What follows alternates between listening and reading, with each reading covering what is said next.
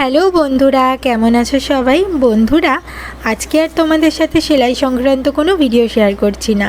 আজ বরঞ্চ তোমাদের সাথে আমাদের বাগান বাড়ির ছোট্ট একটা মিনি ব্লগ দিচ্ছি।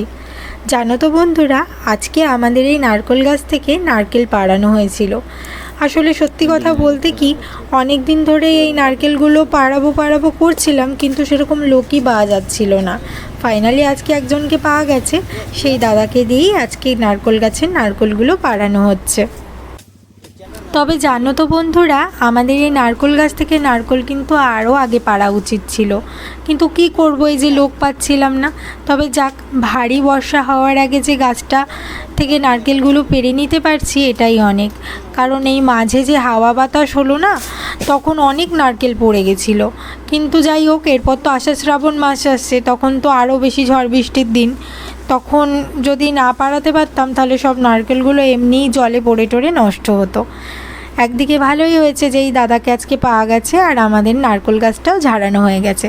এই দেখো কত ডাব এবং কত নারকেল হয়েছে। এখন আরও একটা গাছ ঝাড়ানো বাকি, এই গাছটা ঝাড়ানো হলেই ব্যাস হয়ে যাবে।